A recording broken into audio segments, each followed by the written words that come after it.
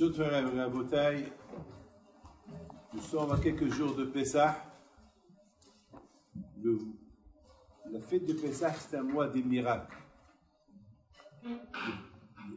On a vu beaucoup de miracles qui sont produits à la sortie de l'Égypte.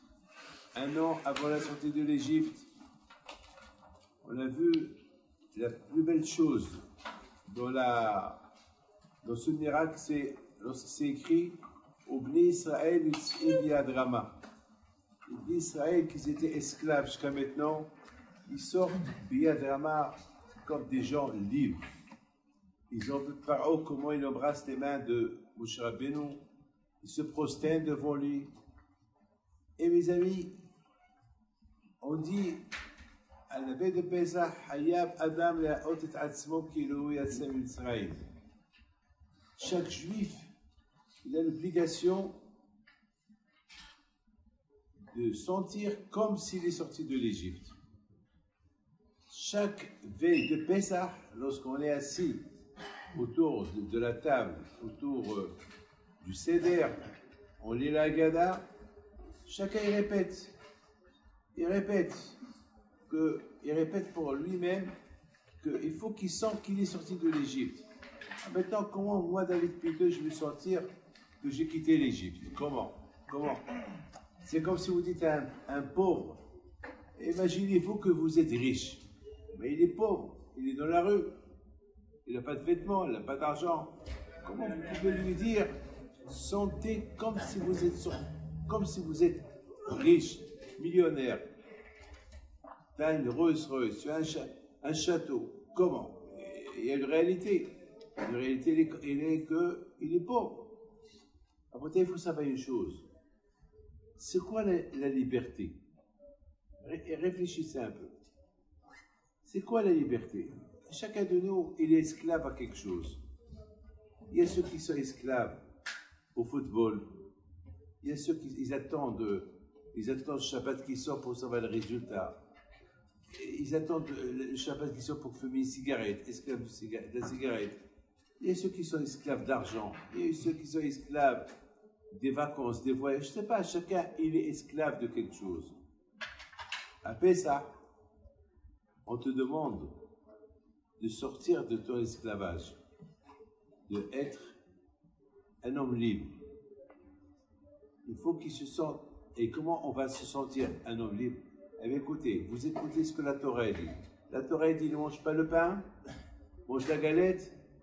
C'est comme si quelqu'un il a mal la tête. Vous lui dites, prenez une aspirine. Il va te dire quoi? L'aspirine, il va m'enlever le mot de tête. Tu vas dire, prends l'aspirine. Il va te dire, mais comment cette aspirine, elle est faite? Et comment elle va agir sur ma tête? Il va commencer à te faire un petit coup, il va commencer à te poser des questions. Il n'y a pas de question à poser, écoute. Le docteur t'a dit, prends l'aspirine, tu la manges, prends un Doliprane, prends un Acamon, et c'est tout. Ne te pose pas de questions.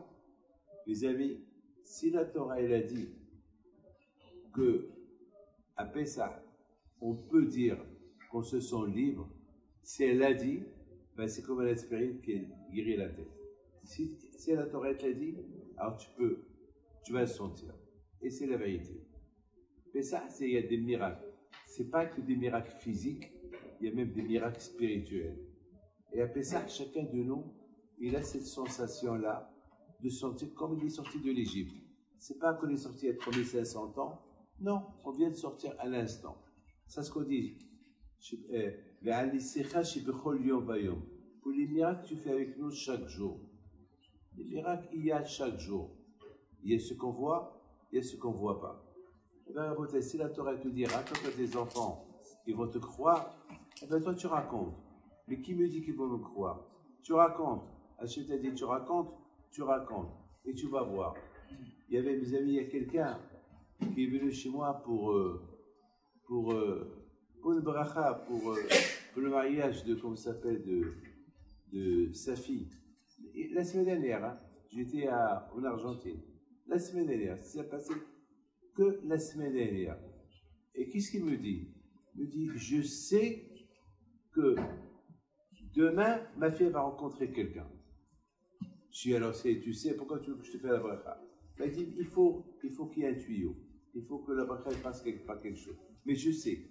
Je lui dis, tu sais, mais moi, je ne suis pas un magicien. Tu me dis quoi? Je fais le bracha demain, et toi, tu sais. Ah, si tu sais, fais la bracha. Non, je veux que toi, tu fais la bracha. Alors, la beauté, hier, j'ai reçu, et ça, c'est mon Merali qui m'a envoyé le pain.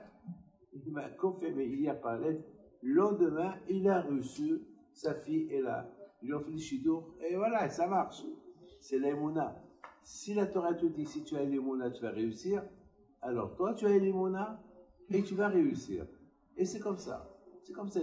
L'aïmouna, comme j'ai dit hier soir, il faut avoir l'aïmouna pour avoir l'aïmouna. Répétez ce que je vous ai dit. Il faut avoir l'aïmouna pour avoir l'aïmouna. Et ça, c'est un double travail de chacun de nous.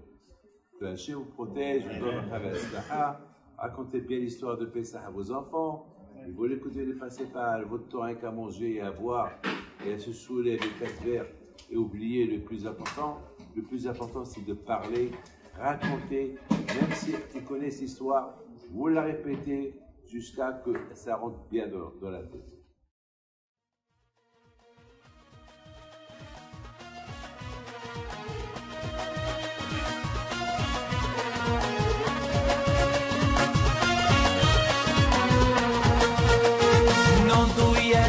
صغرتو على ربيع يمكنتو وقف لنا زي خوتو يا وز خوتو